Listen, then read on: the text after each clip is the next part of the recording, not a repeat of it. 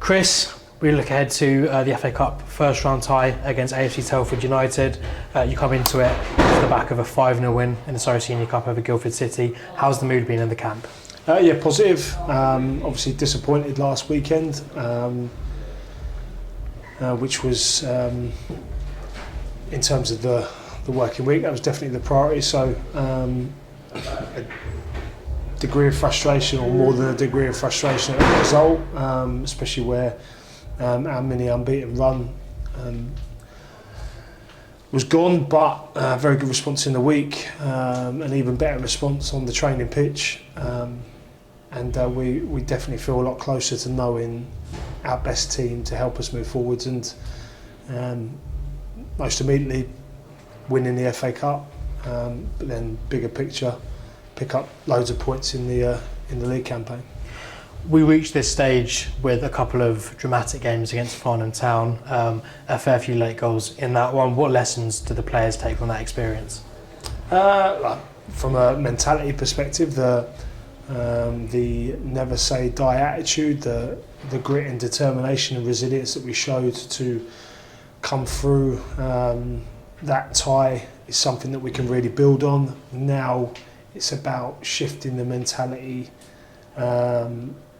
away from that underdog type outlook, or we're having to claw our way back into games, or claw ourselves back into games in terms of the scoreline. Now it's about when we take leads, building leads, being confident, composed, playing with authority. When you're winning the game, to then, as I said, increase the lead and win more convincingly than a 3-2 or a 4-3 or whatever other outrageous scorelines we've had. So yeah, from the Farnham game, the mentality, as I said, that we showed to dig in and find a way to progress in the competition, fantastic. But then on top of that, we need to, as I said, shift the mentality away from this underdog type feeling, and yeah, as I said, play with more authority and win games more convincingly. And how do you approach these games against lower league opposition? Obviously, not for the first time this season. This will be the second time in a week, the third time, including Farnham. Is going into it as sort of maybe the bigger team something you embrace? It definitely. I mean, like the expectation at the football club, as I said in the week, it's Sutton United Football Club. You know, it's won an awful lot of games over the last 5, 6, 7, 8 years. It's had real success under Matt Gray, and from our perspective, whether it's a league game, whether it's a lower league opposition in a cup competition, there's still the same expectation to win games of football.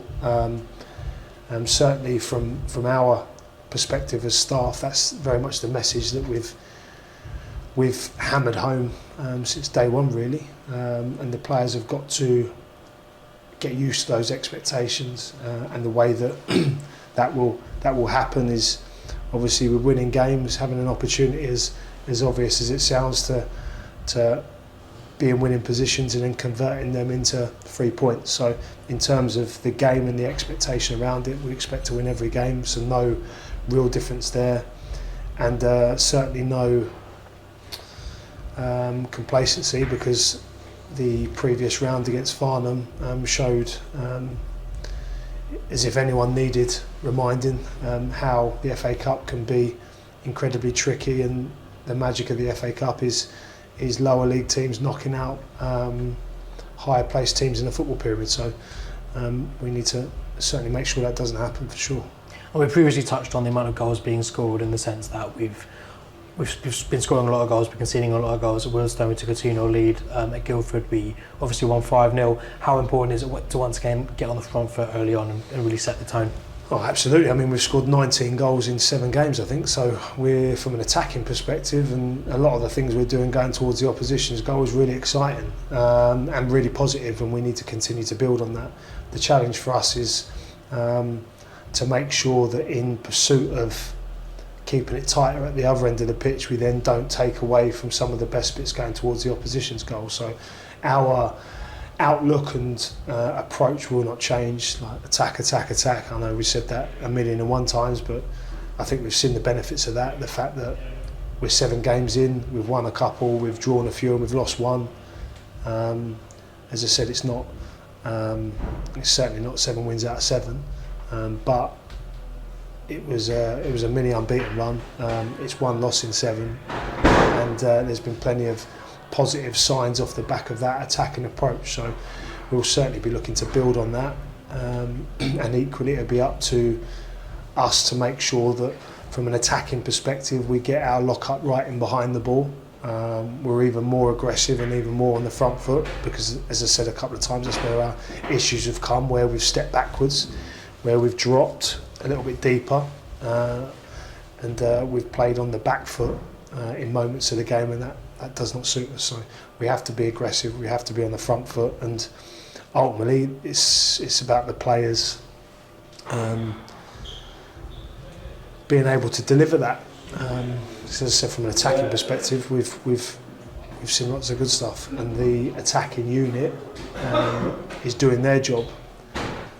So it's now important that from a defensive perspective we can be remotely comparable to what we've done from an attacking perspective. So, but again, that's a collective effort. That's not just on the lads in the back line. That's also players in forward areas, making sure the ball doesn't get to the back line as regularly as what it has. And if it does, we're recovering, we're back tackling, and we're doing our best to try and retrieve potentially difficult defensive situations. So it's very much a team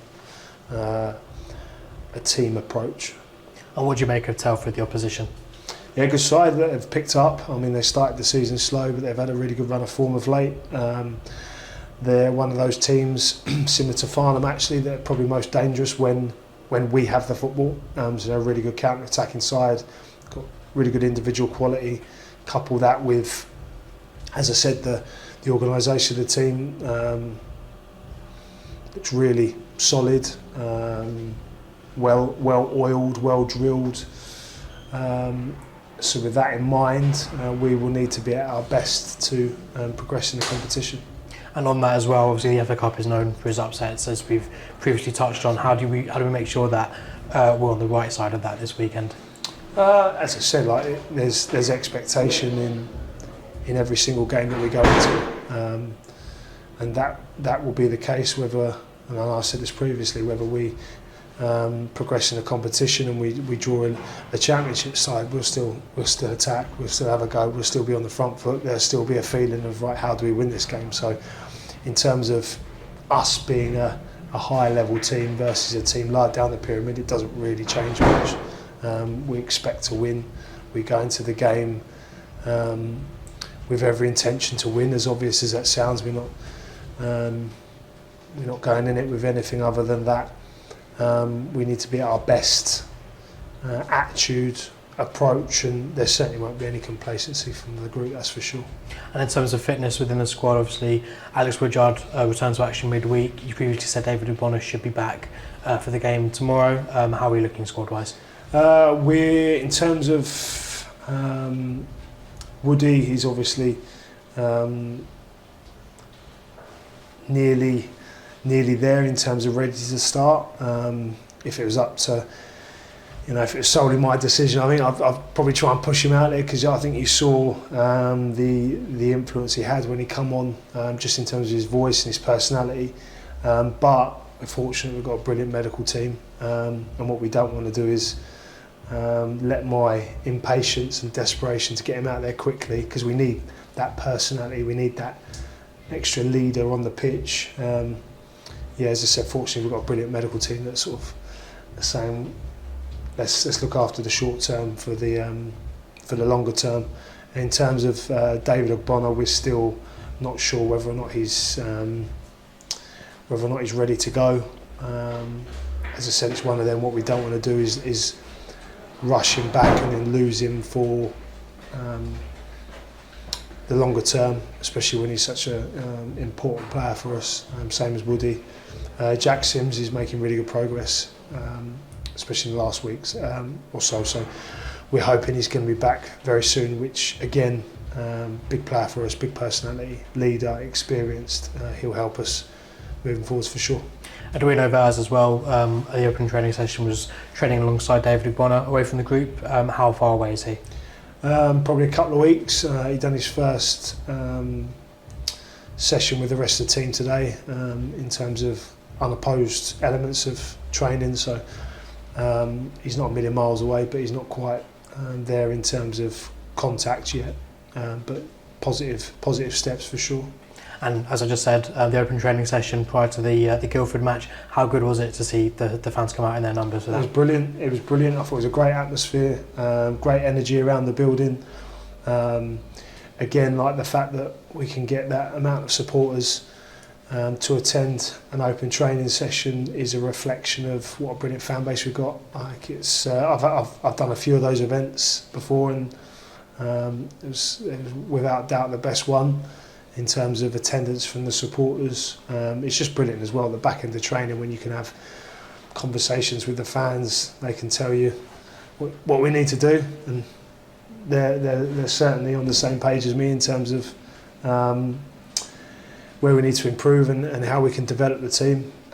It just feels like there's a really strong connection between the fan base, our supporters, and the players and the staff, and it's such a powerful thing. So again, brilliant event, brilliantly well organised, and a real example of the connection that we have at Sutton United Football Club between brilliant fan base and the men's first team. And regards on the squad as well, we touched on the returning players. You also previously touched on the need to maintain the attitude and the sort of determination to win games. Is it certainly about that rather than rotating? Oh yeah, no, we won't rotate. No, we won't rotate. No way. We'll just play the team that we believe is most capable of winning the next game. I don't envisage just rotating at all, to be honest. Across the entire season, if you've got the shirt and you're playing well, you keep it. If you haven't got the shirt, then you need to improve your level of performance and take it off of someone else. So, yeah, we're very clear on that, and that won't change for sure. And what would it mean to you to reach the second round of the FA Cup? Yeah, it's exciting. It's a great opportunity for us. The big thing for myself and the staff and the players, the team as a whole, is we just need to keep putting results on the board. Like if we beat Telford and we progress in the competition, it would have meant we've had 3 wins out of 8, 4 draws and 1 loss. So you're running at just under 50% win rate, which is, as I said, it's not the best start, but it's certainly not the worst, and it's something to build on. So we're very much focusing on winning the game as opposed to playing the occasion.